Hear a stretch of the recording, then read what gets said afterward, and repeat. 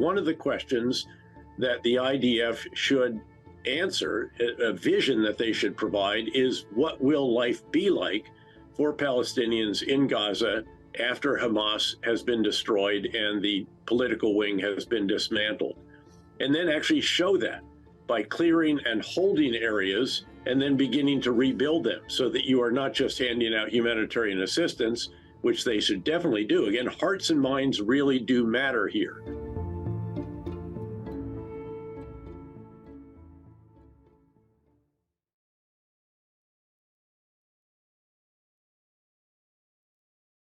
David Ignatius, a columnist for the Post. I'm pleased to be joined today by General David Petraeus to talk about his recent book, Conflict, which is a very timely discussion of conflict since 1945 that has obvious applications to the ones that are going on now so painfully in Gaza and Ukraine. General Petraeus, welcome to Washington Post Live. Great to have you back. Good to be with you, David. Thanks. So congratulations on the book. Your co-author, Andrew Roberts, can't be with us today. I devoured it, have a well-thumbed and annotated copy here, as did my father, who you know, who's a World War II veteran, former Secretary of the Navy, who wanted me to tell you how much he loved it. The theme that runs through your book is the importance of getting the big ideas right. That's a phrase I've heard you use many times over the last 20 years. Before we get to the specific conflicts from Gaza to Ukraine to Vietnam, say just a word about the importance of the big ideas and strategic leadership that can implement them. Well, the biggest takeaway from the book is that strategic leadership really matters. It often has a determinative impact on a particular conflict. And this is leadership at the very top. It's the top civilian, President of the United States, Prime Minister of the UK, what have you. And then it is the battlefield commander, the theater commander, who has to figure out the right strategy, get the big ideas right to achieve the policy objectives established by the senior civilian. In essence, in short, a strategic leader has to perform 4 tasks superbly if that side is to have a chance to prevail. You do have to get the big ideas right. You have to understand the context, all the various aspects, the friendly forces, enemy forces, geographic terrain, human terrain, neighborhood, all the elements that affect that particular conflict. Get it to understand it, not make it what you'd like it to be, but develop the strategy that is appropriate for it. Again, get the big ideas right, then communicate them effectively throughout the breadth and depth of the organization, then oversee the implementation of the big ideas. This is what we normally think of as leadership, by the way. This is the example the leader provides, the energy, the inspiration. It's how the leader spends his or her time. It's crucially important. That's how you drive the implementation of a campaign plan. It's the metrics that you use. We'll talk, I'm sure, about Vietnam and how the enemy body count was a flawed metric. It was not the right metric. And then it also, of course, increasingly lacked integrity. It's attracting great people, keeping them, developing them, allowing those not measuring up to move on. And then there's a 4th task that is sometimes overlooked, and that is where the leader has to sit down formally and with advanced action forcing mechanisms on the battle rhythm that enable the leader to determine how the big ideas need to be changed as the context itself change, as there's progress or setbacks or new developments and so on, so that the big ideas remain accurate, correct, and you repeat the process again and again and again. But it all starts, as you noted, with getting the big ideas right. And if the leader doesn't do that, the conflict has a pretty dim chance of being successful for that particular side. So let's turn now to the horrible cockpit of real conflict, starting with the war in Gaza. And I want to put it to you as directly as I can. Is Israel getting the big ideas right in Gaza? One big idea, obviously, is destroying Hamas. Is that achievable? And second, is there a way to pursue that big idea, that big mission, without killing so many civilians? This is a question asked by a member of our audience. my friend Mark Lynch, who asked me to put that to you directly. So speak about Gaza and the big ideas for the IDF. Well, first of all, thanks for your great reporting. As usual, you went out, you're on the front lines, you went inside Gaza, you wrote some terrific pieces on that I think have been very informative. Clearly, the biggest of the big ideas that has been established by Prime Minister Netanyahu is the need to destroy Hamas. That's based on an assessment that Hamas is akin to the Islamic State. In other words, it is an extremist organization, a terrorist army, if you will, in the same way that the assessment was made about the Islamic State when it established the first ever extremist caliphate in northern Iraq and northeastern Syria.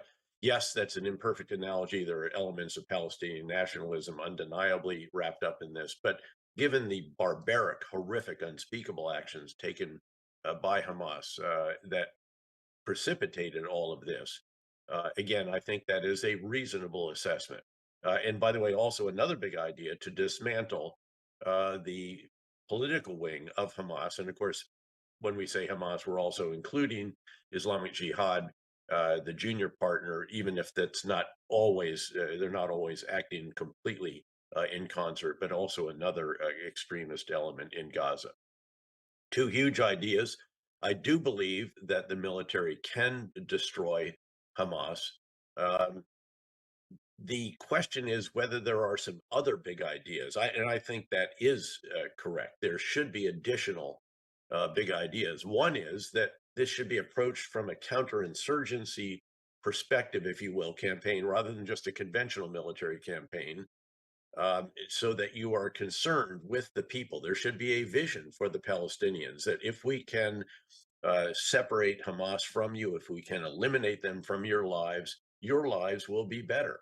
And then demonstrate that. You'll recall you made many visits to Iraq over the years, David, but particularly during the surge when we set about clearing Ramadi, Fallujah, Bakuba, Mosul, all these enormous cities that had Sunni extremists, Al Qaeda in Iraq, and Sunni insurgents. We communicated to the people that we wanted to get these extremist groups out of their lives and their lives would then be better and that they should help us do that or at least not impede it. And then we set about not only destroying Al Qaeda in Iraq, but also improving their lives very significantly. And I think there has to be a vision for the Palestinians post Hamas in Gaza. If you are eliminating the political wing, that means you're taking out the government. There have to come to grips. And you know, and I know that there is a lot of work going on, not just in Jerusalem and Tel Aviv, but in Washington and other capitals and in the Gulf states to try to figure out who could administer Gaza. But I fear that there is not the ideal would be a Palestinian entity that is competent, capable, trustworthy. I don't think that exists. It's not on prepare to deploy orders in Ramallah waiting to go over there and to ride in on Israeli tanks. So there's going to have to be something else. There don't seem to be hands going up in the Arab world to take that on. And I fear that, again, in a world of where all decisions, all options have shortcomings, or in a sense bad, that Israel may end up owning this. You'll recall Secretary Powell and his Pottery House rules or Pottery Barn rules. You break it, you own it. And again, if you start thinking about that now, as you're carrying out the campaign, that you're going to not just clear and destroy, you're going to clear and hold and then rebuild, I think you'll come at the campaign in a different manner. And I think also very incumbent, David, without question, to do all of this with absolute minimal civilian loss of life and keeping the damage and destruction to a minimum as well, because again, you're going to have to get civilians back into their homes. You're going to own this. Now, if all of that is correct, then I think the approach will be modified in certain respects. To be candid, I would have liked to have seen Al Shifa Hospital, instead of closed down and the individuals sent elsewhere, actually built back up, use it, and to use it to take care of what inevitably there are civilian casualties while trying to keep them to a minimum, but use that hospital to actually take care of them and continue to secure it so that it can't be re-infiltrated by the enemy. Again, you have to clear every building, room, cellar, tunnel, fighting an enemy, as you well know, that you doesn't wear a uniform, uses civilians as human shields, has hostages, At some point, we'll tragically probably begin to see suicide vest wearers, suicide car bombs. This is a fiendishly difficult. In fact, Andrew Roberts, again, my co-author, and I assess this is the most difficult urban operation in that period that we cover from So 1945 so to let me today. let me ask The additional big let, ideas I think are important. let me ask pointedly the question that's ahead, which is whether Israel can conduct its clear phase of this operation, rooting out Hamas, with a lower level of civilian casualties. That's the message that Secretary Blinken took to Israel on his most recent trip, and apparently forcefully made the point to Prime Minister Netanyahu. But from a military standpoint, is that realistic? How do you take down an entrenched enemy at a lower level of civilian casualties? Explain how you do that. You do it with precise operations. In some cases, you're going to have to put your soldiers at greater risk to achieve that. But it's a very important, uh, not just desire, it's an obligation, I think. And I think the Israelis recognize this, David. You noted Secretary of State Blinken's very public encouragement of this. There presumably, apparently, have been discussions privately between President Biden and Prime Minister Netanyahu as well, other discussions with other individuals engaged. And I think we'll see as this does continue that there will be increase in use of precision munitions, the way the operations are carried out, and so forth. But it will mean that there may be greater risk to the Israeli soldiers than otherwise would be the case. And of course, there's always this tension in the laws of land warfare as well, to which Israel subscribes and is committed, between military necessity and proportionality. Keep in mind that the initial operations, this is an army that has a huge number of individuals brought back from reserve status. And I think that they will have spent this time of this ceasefire period or this period of pause while the hostage releases were carried out, doing after action reviews and examining how they can do this better. And again, if the mindset, as I mentioned, is again of clear and hold, and actually get the civilians back into the areas, and but you then have to control the security of those areas, as we did, as you'll recall, in Fallujah, creating 12 separate neighborhoods again that were all controlled. I think that will also show the people, and as you well know, the Palestinians in Gaza were not hugely enamored of Hamas. The polling results were really quite minimal, much more popular in the West Bank, ironically. And if you can give them a better life and show that that is going to happen and then deliver it, I think that's very powerful. So let's talk about that a day after. It's hard for me to imagine the Israelis conducting a counterinsurgency strategy with the people when, let's be honest, even on the best days, Israelis are not welcomed in Gaza, even by Gazans who hate Hamas.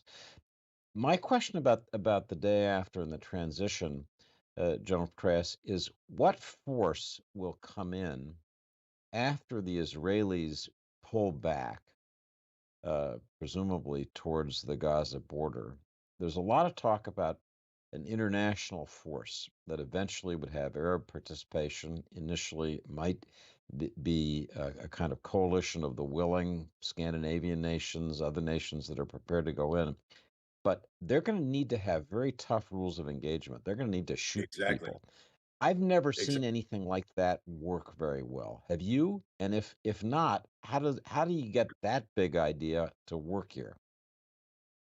Well, I think it's very, very challenging. By the way, keep in mind there's one more mission, one more big idea that is needed, and that is, how do you keep Hamas from reconstituting?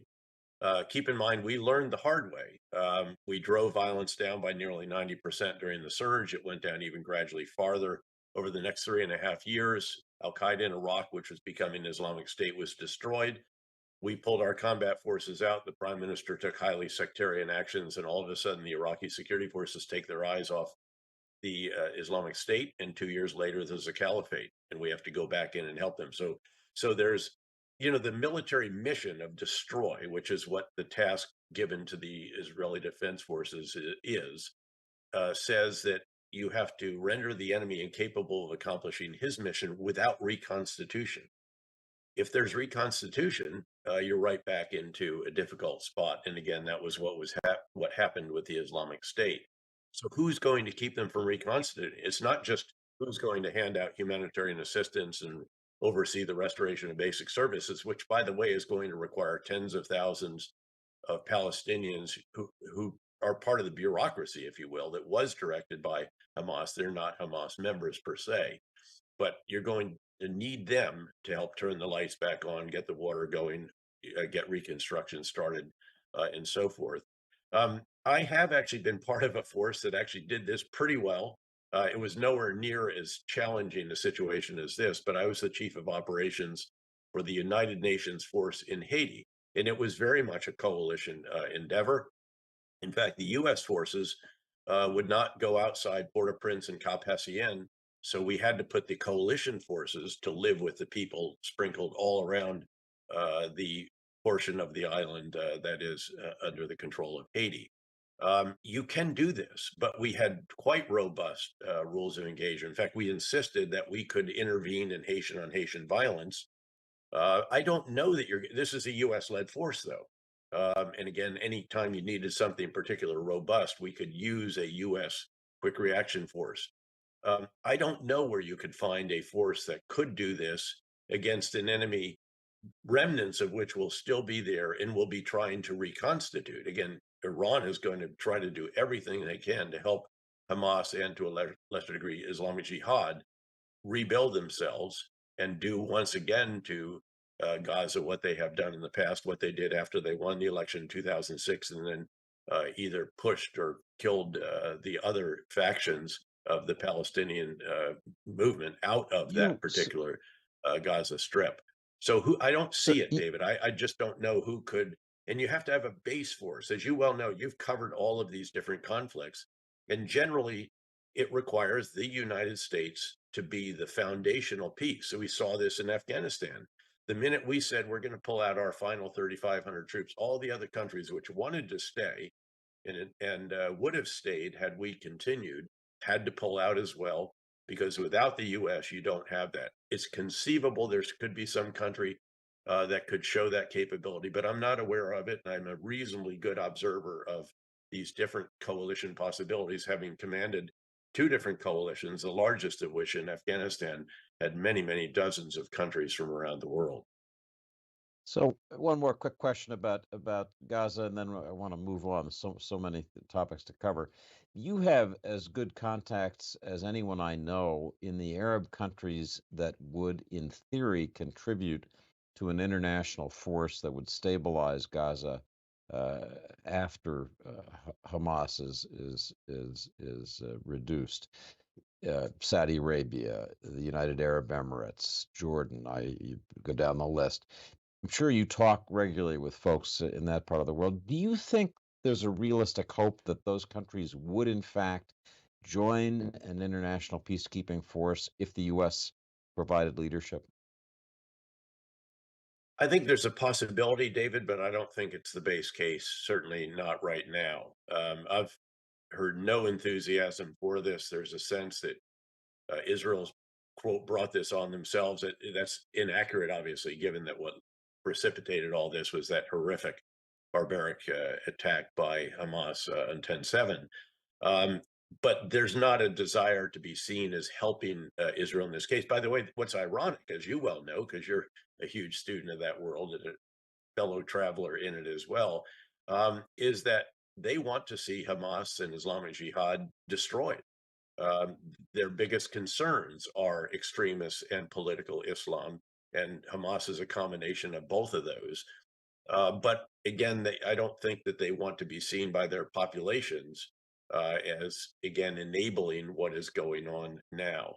So I think it is not out of the question. I know that various diplomats from various countries, including ours, are exploring these options.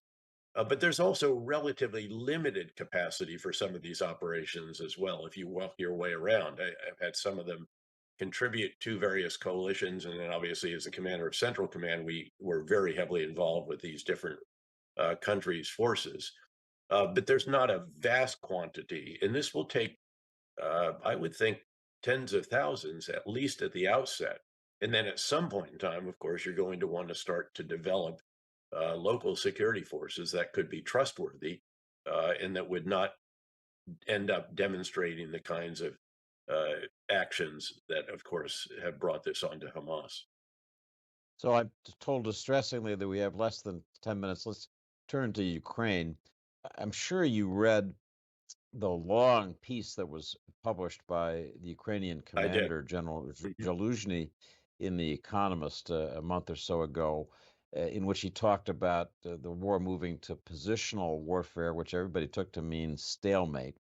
And I want to ask you first, what did you think his message was, both to his commander in chief, President Zelensky, and to the world about Ukraine's situation? And what would you do to fix the situation that he was describing? I'd get him the capabilities that he identified as being needed to break out of that positional situation, out of that stalemate, if you will. Again, Ukraine did not achieve all that was hoped, certainly for the summer offensive. 2023 was the year in which everyone was watching to see if a breakthrough could be achieved by either side. Russia had its much vaunted winter offensive. They eventually took Bakhmut, a very modest achievement at an incredible cost. And then the focus was on Ukraine and the summer offensive. Could they achieve a breakthrough in the south? And then we realized that, our delays in providing them, our tanks just got to them very recently. Our delay in deciding on the M1s meant that the Germans delayed the approval of Leopard tanks. We delayed the decision on cluster munitions that could have been very helpful, longer range systems for the multiple launch rocket system, and above all, Western aircraft, because our doctrine says that to break through the kinds of defenses that we have seen now in the South, and I don't think anyone really realized or appreciated the depths of the minefields. That Russia did get the defensive piece of this very much right. The multiple lines of defenses and so forth. And our doctrine says you have to have air superiority to do that, as well as lots of other capabilities. And we didn't get those into Ukraine's hands. And so, unfortunately, they could not achieve the kind of breakthrough that was hoped for. He explained all of that essentially, so that tells why Ukraine is at this particular situation. And then he identified various capabilities that are needed, some of which the Ukrainians themselves, with a very impressive military industrial complex that they have, a lot of it from old Soviet days, and then what they can make, and then what we can provide as well to them to try to achieve a breakthrough next year when the weather conditions and so forth are a bit more advantageous than they will be during the winter. So that's a good and pretty comprehensive answer. Let me turn to Taiwan and ask you, in light of what we're seeing in Ukraine, what big ideas we need to be developing ourselves, sharing with the Taiwanese military to be well positioned for whatever may lie ahead. And as a sub question to that, I noted that President Tsai Ing-wen, the president of Taiwan, said this week that she didn't think that a Chinese invasion of Taiwan is likely anytime soon. Do you agree with that? I do keep in mind that President Xi told his military to be ready in 2027, but that doesn't mean they do it in 2027. So again, certainly not anytime soon. I think that's an accurate assessment, although some of the pressure and other activities undoubtedly will continue. But here, I think the biggest of the big ideas is what are the components of deterrence? And essentially, they are a potential adversary's assessment of your capabilities on the one hand and your willingness to employ them on the other. If you approach it from a U.S. Perspective with our allies and partners in the region, our capabilities are quite solid, but we need to transform them in very simplistic terms from a very small number of very large platforms, sea, air, ground, elsewhere to a massive number of much smaller systems that are increasingly uh, not just remotely piloted, but over time, essentially algorithmically piloted. That transformation needs to be accelerated, as do various other actions to disperse our forces, harden them, improve the defenses, go underground, et cetera, and build further the alliances and partnerships that we have, in which we've made, I think, some important progress in recent years. And then the other component is the potential adversary's assessment of your willingness to employ them. And here we need to remember that what we do in one part of the world does reverberate in others. If, for example, if our Congress is unable to come to grips with the continued support of Ukraine, that will send a message out to the Indo-Pacific region, as have other episodes recently. I think one reason that Vladimir Putin probably thought he could get away with this more robust invasion of Ukraine is because we didn't do that much after the occupation of Crimea. We pulled out of Afghanistan. He saw that. We didn't have the strategic patience, et cetera, et cetera. So this is why I think President Biden, on 4 occasions, as you know, has essentially stated we would come to the aid of Taiwan. Then there are also lessons, needless to say, about Taiwan itself, how it can make itself more formidable in the way that Ukraine did. The weapon systems, the training, the extending the periods of enlistment, reserve service, all of this, I think there are very, very important lessons there. And I'll also note, I think that Ukraine has been a cautionary tale for China as well. So, one of the fascinating parts of this book is your discussion of the Vietnam War. We think about the Vietnam War with particular focus this week with the death of Henry Kissinger, who was so deeply involved in trying to find a way to prevail there unsuccessfully. I want to ask you the baseline question. You're very critical of General Westmoreland and the body count strategy. You're pretty supportive of General Creighton Abrams and his more counterinsurgency focused strategy. But the big question that I come back to again and again is whether Vietnam was ever winnable as a counterinsurgency fight. If that strategy had been adopted from the beginning, do you think we would have had a different outcome? It's uh, it's very much a question that I've wrestled with as well, David. In fact, I think you'll find that I write in the book, because I wrote that chapter and also Iraq and Afghanistan. And then we both did all the rest of that, collaborated. I noted that we could have gotten everything right, and still, because the context and the challenges were so difficult, that we might not have been able to achieve the outcome that we sought, but we would have had a much better chance at that. This is a case where we did not truly understand the nature of the conflict. We didn't want to fight a counterinsurgency. We wanted to fight a big war, search and destroy, a war of attrition, which we could not win with the North Vietnamese, who were bringing 200,000 new soldiers into their ranks every year and had a very different view of human life than we did. It was ironic that I reread some of the books that I'd read in an earlier time when I was a battalion commander, for example, reading We Were Soldiers Once and Young, and reading all about the battlefield leadership and the courage and so forth, the tactics and so on. And I went back and looked, and I'd missed General Hal Moore's reflections. He was the battalion commander at that climactic battle early on that Westmoreland thought validated air mobility and attrition and so forth. And Moore said, you know, in this battle, every American loss, there were 10 or more on the side of the Viet Cong and the North Vietnamese army. And he said General Westmoreland thought that that was a good exchange ratio. And Moore said, on reflection, I'm not sure that the American public agreed with that.